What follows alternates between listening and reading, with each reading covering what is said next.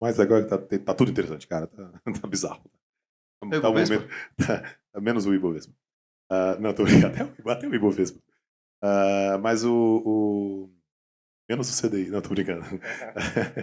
Então, antes de entrar na tese, é importante dizer a questão de portfólio, porque as teses soltas não importam muito. Na verdade, importa a construção do portfólio como um todo. E tem curiosidades. Por exemplo, eu gosto de ter de 15 a 20 nomes. Eu tenho 21. Eu gosto de ter a maior posição de 10%, alguns nomes de 10%, porque você tem que ter um pouco de. Né? Eu não tenho nenhum com 10%, a maior tem 8%. E por que eu estou assim? Né? Porque as coisas estão tão baratas, mas tão baratas, que eu não preciso correr o tal do risco não sistêmico, o risco específico de concentrar em uma empresa, porque vai que o que é o risco não sistêmico, né? Sei lá, comprar uma empresa que você adora e tal, aí o CEO bate o carro, né? Sei lá, e tem um problema. Atrapalha a empresa, né? É totalmente imprevisível esse risco. Então, quando você dilui mais nomes baratos que você gosta, você corre menos desse risco. E é a situação que a gente vê hoje. Mas entrando, primeira, a gente divide lá sempre em três caixinhas, que é atacante defensiva e commodity. Ou value growth e commodity. A gente sempre tenta fazer essa parametrização. Commodity é a menor posição da gente desde o começo, mas a gente tem petróleo só, é PRIO, que é a nossa maior posição do fundo inteiro, é PRIO, e pouco de petro. E porque eu não gosto do resto das commodities, não gosto de Vale, não gosto de siderurgia e tal. Se bem que tem talvez um Trump tradezinho aí na Gerdau, mas a Gerdau tá lá, né? Mas eu não gosto porque o Gustavo falou, a China tá muito, muito ruim. Saiu os resultados de luxury goods, né? A empresa que é dona da, chama Richemont, a empresa que é dona da Cartier, tem a Burberry e tal. Cara, a venda caindo 30% na China. Luxo, é bizarro, porque o resto do mundo tá indo super bem, né? Você olha o real estate na China muito mal. Tô meio cabreiro com isso aí, então, posição pequena em commodity e em petróleo, que é uma dinâmica mais global. Aí, entrando em teses mais domésticas, a gente, quando diminuiu commodities, a gente aumentou igualmente defensivas e atacantes. Nas defensivas, shoppings, Iguatemi, que eu gosto muito, mas também tem o Allos, também gosto de Allos. Acho que eu tinha mais Allos que o Iguatemi, eu mudei um pouco para o outro lado quando eu gosto muito dos triggers específicos. Aí o Rafa o Rafa é o CEO da Allos. Ele fez um trabalho assim brilhante, brilhante, brilhante de venda de ativos, de praticar o desapego. Porque grandes empresários tendem a ser o que a gente chama de empire builder. O cara quer comprar, o cara quer crescer, o cara quer não sei o que lá. Cara, o Rafa fez o oposto. Ele pegava, só pra você ter uma ideia, é cap rate, mas imagina que seja a taxa de retorno, tá? A Allos negociava na conta nossa aqui a 14% real de retorno. E esses 14% tem shoppings, tem diversos, vai, 13% de retorno. Tem shoppings que, tipo o Shopping Leblon, que é ótimo, que deveria negociar 6% de retorno real, porque é muito bom. Shoppings piorzinhos que deveriam negociar 18%, perfeito? Ele vendia os shoppings ruins a 8%. E recomprava a própria ação a 14%. Que isso? Isso é uma E arbitragem. continua. E continua. Então, quando eu vi esse movimento começar, eu tinha mais aulas. Como ele já foi grande parte do movimento, e Iguatemi está muito barato, a gente equilibrou. Então, esse é um exemplo. E também as de utilidades, as de utilities, setor elétrico, saneamento. A Eletrobras, uma empresa privatizada, boa pra caramba, com um monte de coisa acontecendo, com um CEO muito bom, com o Ayama, CFO ótimo, que fez uma carreira maravilhosa na Equatorial, tá lá, negocia IPCA mais 15, 16. É impressionante. Tem uma outra forma de fazer a conta, que é o seguinte, a Eletrobras é uma geradora e uma transmissora, mas a transmissora é bem fácil de fazer a conta. Você vai fazer a conta da geradora, que ela tem energia descontratada no futuro. Aí o mercado fala que vai entrar um monte de energia, a energia vai cair pra caramba, logo é ruim que você está descontratado, então a Eletrobras tem que cair mesmo e tal. Aí você vai lá e faz uma conta, deixa em branco qual que é o preço de energia que você vai colocar no futuro descontratado, e ao invés de tentar adivinhar esse preço, vai ser R$ 150 o megawatt, vai ser 200. Não, você faz o seguinte, para o preço da ação agora, qual que tem que ser esse número da energia no longo prazo? E nesse preço de hoje deve ser coisa tipo de 90 a 100, sendo que o mínimo regulatório é 80, só do PLD. Então, olha a tal da simetria, você tem pouquíssimo para cair, e pode ser 200, pode ser 300, não sei. Esse é o nível de novo, que a galera está normalizando coisas que não são normais. A gente também tem a Equatorial, que não só. Equatorial é a melhor empresa da Bolsa, é impressionante. Fazer um quiz aqui com vocês. A Equatorial fez a IPO em 2006, mas em 2008 ela tem uma reorganização. Então, a partir de 2008, que é a empresa que existe hoje, Vamos pegar calendários gregorianos, né? Tipo, janeiro a dezembro, né? Ou seja, a partir do começo de 2009. Sabe quantos anos a Equatorial fechou caindo em um ano fechado? Nenhum. Zero. O composto disso tudo é um retorno que eu não sei dizer qual que é maravilhoso. E acabou de levar a Sabesp, cara. Assim, é muito bom. Então a gente tem Energisa, que também é muito boa e é mais barata ainda. Então a gente compõe esse. E agora a gente já tinha bastante, mas a gente aumentou hoje. Infelizmente, eu queria aumentar quanto me dessem, obviamente, na Sabesp. A Sabesp virou hoje com um pouquinho lá, que infelizmente um pouquinho. Eu queria ter levado mais a R$ 67, mas com hoje a Sabesp vira uma das principais posições também, PCA mais 15, recém-privatizada, indo super bem. Então essa caixinha das defesas. No ataque, para terminar, a gente mudou maior, a gente teve mais mudanças. Eu sou muito fã de Mercado Livre, todo mundo sabe, é uma ação que a gente tem desde o primeiro dia do fundo. Hoje é a menor, a gente ainda tem, mas é a menor, a gente está com 5% só, a gente era 10, era na posição máxima. Continuo adorando, tá? É porque eu precisei do dinheiro para comprar outras coisas que desabaram. Por exemplo, Localiza, que tá pi 11, assim, não é normal. Localiza hoje negocia a mais ou menos como se ela nunca mais fosse crescer. Faz o conta do price to book e do retorno que ela tem do ROIC spread, dá isso. Eu falei para o analista, falar, bota zero de crescimento, zero, nenhum real carro. Você só tem que atualizar os carros e bota 40% de IPCA nos aumentos de preço. Dava upside. Essa é a simetria, numa empresa que é super premium, super boa. E eu tenho falado por aí que a gente tem só as bolas redondas, né, no fundo. Tem uma bola que não é tão redonda, que é Vamos. Vamos. A coisa que eu mais me preocupo em qualquer empresa que eu invisto se chama ambiente competitivo. E quando vem competição, você tem a tal da perda definitiva. E aí o Vamos, cara, é a localiza de caminhão, ela praticamente não tem competição. E aí tem um problema, né, que o Simões, mas ele cresceu muito rápido para ocupar o mercado e a empresa é alavancada. Aí o mercado, ai meu Deus, alavancada. Nossa conta é tranquilo. E a gente acha que ela está entregando muito mais que o mercado espera. Essa aí é a coisa que pode dobrar, der tudo certo. O que eu tenho aumentado marginalmente é varejo. Curioso. Varejo é um setor que está totalmente largado. Não acho que é bola tão redonda, mas a gente comprou, a gente tinha Vivara, aí subiu pra caramba, a gente deu a sorte de, por disciplina, vender quando estava lá nos 35, 34, sei lá. Porque tinha chegado no valuation, mas eu não esperava que fosse acontecer a mudança do CEO e tal. E a ação desabou de novo, a gente comprou de volta. Então, vamos ver se a gente vai ter duas chances de ganhar o mesmo dinheiro. A gente tem Soma, Arezzo, que vai ter agora.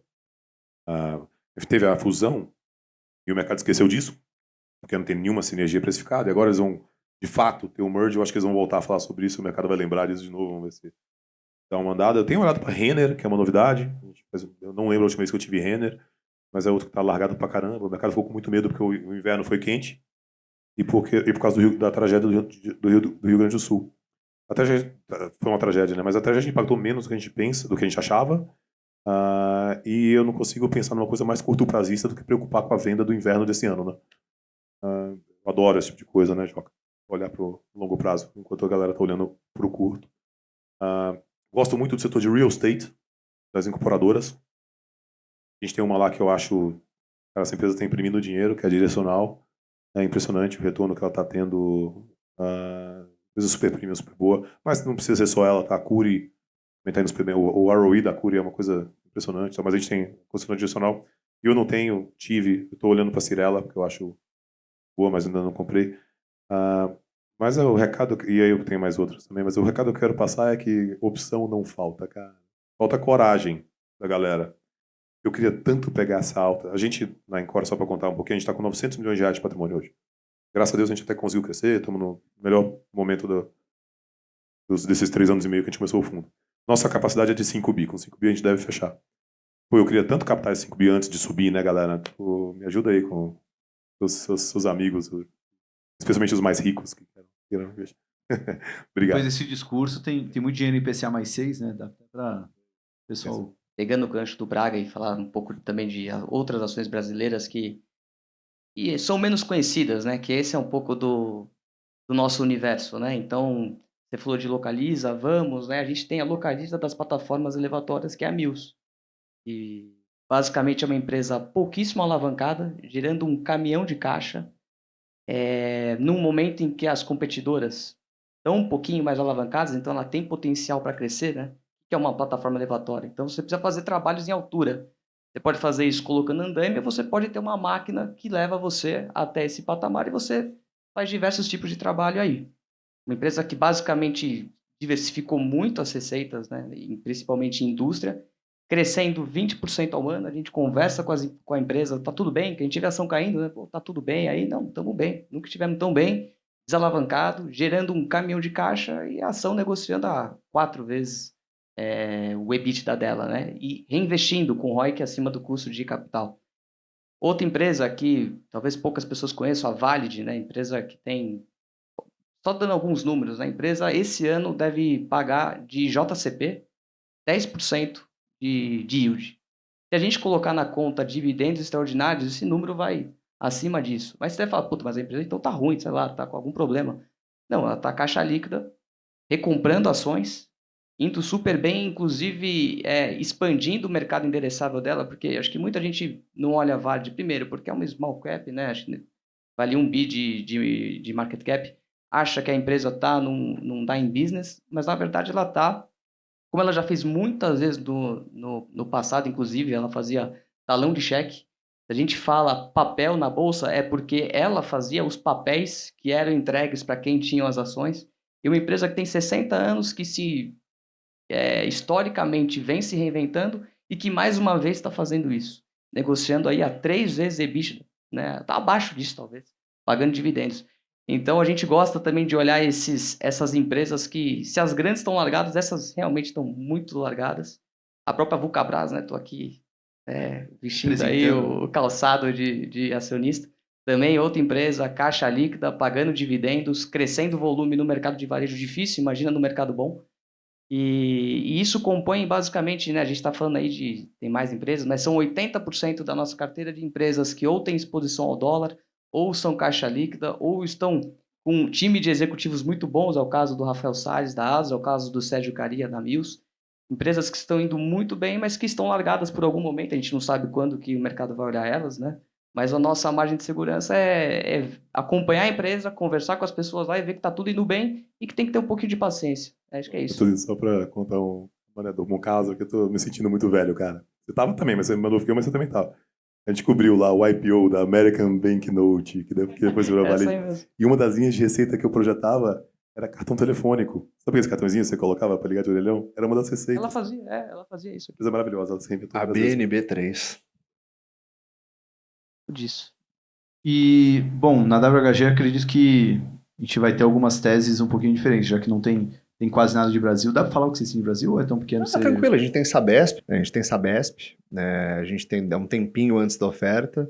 A gente gosta de ser o último a chegar na festa quando ela tá boa. Então é uma das coisas que a gente viu que estava funcionando bem, entrou, vamos ficar mais um tempo agora, porque acho que de fato, né, a gente, pô, como o João falou, realmente uma empresa que... Pode segurar, cara. Não, exato, pode ir para 200. Assim, não, é isso aí. Nosso analista tá com um target bem, mais otimista bem que agressivo. Então, é aquilo, né, para compensar aquele ponto do carrego, né, você vai falar, pô, sabe, SPCA mais 15, 16, tira o carrego como se a gente fosse pensar como gringo em dólar, pô, tá um yield bacana e, de fato, a capacidade de gestão do time da Equatorial é fantástico, né? O Piani tocando, aquela vai ser muito, muito bom. Assim, acho que realmente é uma história interessante. A gente costuma ter PRIO de vez em quando, a gente entra e sai, né? Tá meio complicado essa história do IBAMA, que, meu Deus do céu, que não sai, mas realmente, assim, eles são um modelo de negócio muito, muito bom, né? De comprar apostas que não estão sendo tão bem performados, fazer o turnaround daquilo. E a gente tem uma empresa que vira e mexe, assim, a gente não tem PRIO, mas a gente tem uma parecida que é a Vista Energy, fica na Argentina. Vamos misturar Brasil e Latam um pouquinho também, já que também é nessa linha. Que é a mesma coisa, né? Eles operam campos de gás lá em Vaca Muerta, que é uma formação geológica que tem bastante abundância de gás e um lado mais de petróleo mais pesado. E o que falta lá é sonda, que não podia entrar. Não tinha como. O cara não vai mandar uma sonda, você não pode tirar ela depois. Agora que você está com um governo muito mais, vamos dizer, outro nível em termos de por ser pró-mercado, né? Finalmente está começando a andar isso, né? A gente gosta muito do case, e a Prio é a vista brasileira, assim, pra gente, em termos de tese, né? Mas a gente, no momento, tá fora, mas é só temporário, porque a gente fica no, entre aspas, entrando e saindo ali. Que mais? De Brasil, a gente tem um pouco de VEG, que pega um pouco daquele tese toda de eletrificação, né? Acho que tem, né, um tema muito grande, a gente pode até falar mais em detalhes, se vocês quiserem, de o que está acontecendo com isso, que foi, acho que começo do ano, ali em março, teve um dado que saiu de, pô, ChatGPT, 3% do consumo de energia dos Estados Unidos num período. Tem uma coisa assim que saiu esse dado, todo mundo falou assim, o quê? Está acontecendo? Porque energia elétrica, o crescimento, assim, é 0,5% ao ano nos Estados Unidos. Você teve um crescimento muito grande quando você teve aquela assim, inventaram a lâmpada, legal. Aí depois, agora tem os eletrodomésticos, aí continua crescendo. Aí ar-condicionado. Aí de repente tem uma coisa, inventaram a luz de LED, aí parou. Você tá há 10 anos, desde 2009, não cresce demanda por energia nos Estados Unidos. Porque você tem mais eficiência dos eletrodomésticos, você vê até aquela adesivinho na máquina de lavar, lá, A, B, C, D. Tudo isso que você foi ao longo dos anos formando, né? Você não teve esse crescimento no residencial. Parte industrial, você teve a China roubando o jantar dos Estados Unidos por uma década e meia, então não tinha tanto crescimento de indústria, muito pelo contrário, né? Você estava até desindustrializando o país, e agora, de repente, começou a crescer o consumo de energia de novo, né? Justamente porque data centers estão, assim, crescendo muito consumo, e vai bastante energia para rodar todos esses modelos, né? E o futuro está aí, a gente está vendo o que está acontecendo, né? A revolução de AI vai ter que ser feita em algum servidor ligado a alguma tomada. Então, a VEG participa um pouco dessa tese. Então, mas de Brasil é isso mesmo, a gente costuma ser mais ágil em termos de entrar via Bovespa mesmo, EWZ, né? A gente opera lá fora,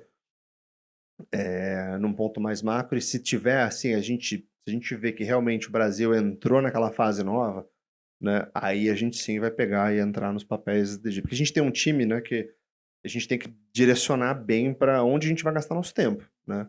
Então, por enquanto, a gente ainda está naquele modo meio... Brasil fica um pouco caso a caso, né?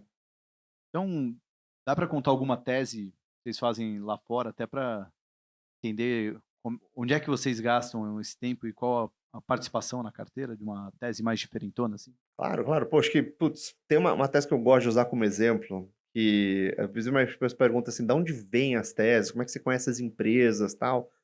Acho que tem um lado que, né, pô, o Andrew, meu chefe, gestor do fundo, né, eu sou cogestor junto com ele ficou 10 anos fora, né, trabalhou 10 anos em Nova York, voltou para o Brasil já faz uns pouco mais de 10.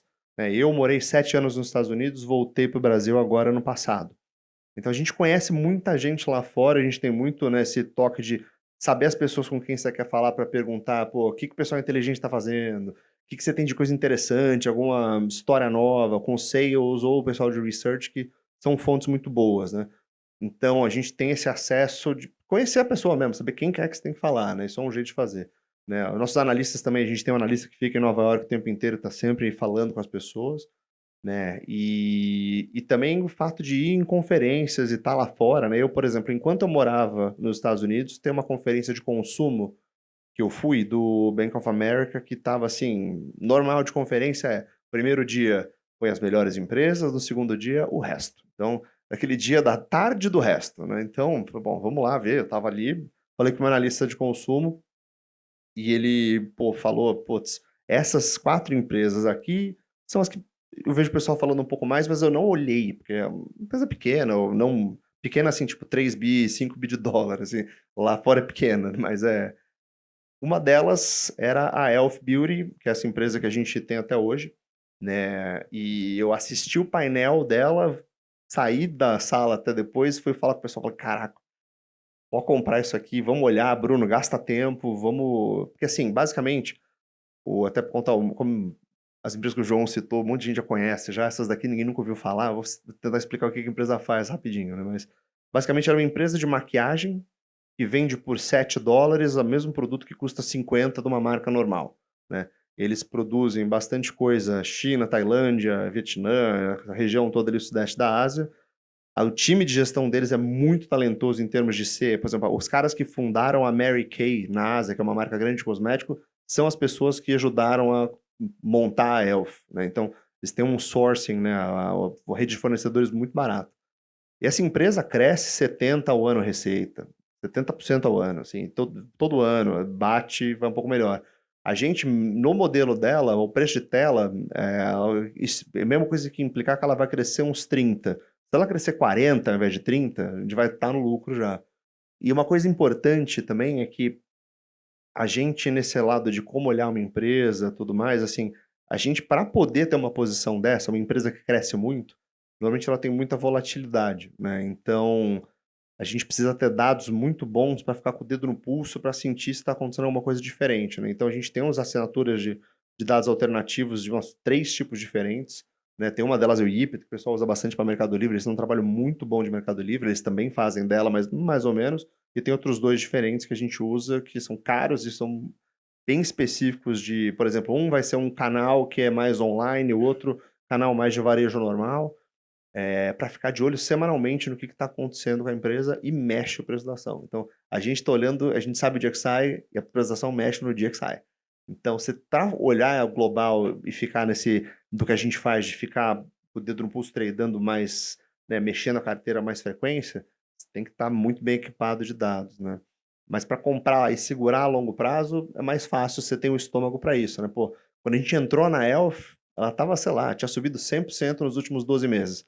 Né? Tanto que o negócio fala assim, a maioria dos investidores olha uma coisa dessa e fala assim, já perdi, né? Passou isso aqui, não adianta fazer nada. Mas se ela subiu 100 e o mercado não é idiota, tem alguma razão, vamos entender por quê, entender o que mais, o que precisa acontecer para ela continuar andando mais. Ela já subiu 150 desde lá, quando a gente começou. A gente não pegou os 150 todos, porque esse negócio de ficar entrando e saindo também tem lado ruim. Então, às vezes você sai e fala, putz, foi bom o resultado, aí volta. Mas a gestão de risco, a gente tem que fazer, né? Acho que proteger capital é parte do mandato, é retorno e proteger capital, né? Então, nos momentos que a gente acha prudente, a gente fica fora e entra de novo depois. Mas essa é uma história muito legal. É até engraçado, assim, acho que se vocês chegarem em casa, pergunta para as mulheres de vocês se elas conhecem Elf, deve conhecer, porque as meninas que estão aqui, se brincar, devem conhecer também, que é um negócio que... Até eu vi umas cabecinhas mexendo aqui, assim. E muitas influencers usam até a Elf como uma arma de ser uma influencer boa, porque pega bem se você está começando, o quê? Indicar um negócio bom e barato. Né? Você vender, pô, usa por um negócio de $7 ao invés de 50, dá no mesmo, aquela influencer é boa. Então gera muito marketing de graça. Então eles passaram muitos anos sem nem precisar gastar com marketing. Então, empresa, assim, realmente muita qualidade, muito volátil, que a gente gosta muito, mas para carregar tem que ter estômago. Tem ação que sobe 100 e fica mais barata, né? Então acho que olhar Pois é. isso realmente não faz sentido, porque se o lucro dobrou, na verdade ela está custando a mesma coisa, né? Só o preço. Nvidia foi isso. A Nvidia conseguiu dobrar de novo e tá mais barato que ela estava antes. Então é um negócio que realmente é isso aí. Você tem que, ao invés de ficar, a gente gosta muito assim, tem muita gente que gosta de falar, pô, putz, eu vou comprar porque caiu, ou não, já que subiu eu vou vender. Esse é o tipo de coisa que normalmente ao longo do tempo isso só vai dar certo se tiver o mercado de lado, né? Você já subiu, vende, compra quando cai e tal. Vai ser todos os movimentos, tanto de, pô, agora o negócio vai subir 150, se você ficar vendendo quando sobe, você vai perder isso, e mesma coisa pro outro lado, né? Então, a gente é mais na linha do, vamos comprar o que está funcionando, vamos reduzir risco às coisas que estão indo mal, ver por quê, tentar descobrir, né? Então, é nessa linha mesmo. Nunca vai ter uma empresa que multiplicou 10 vezes se você vender ela 100%, né? Exatamente.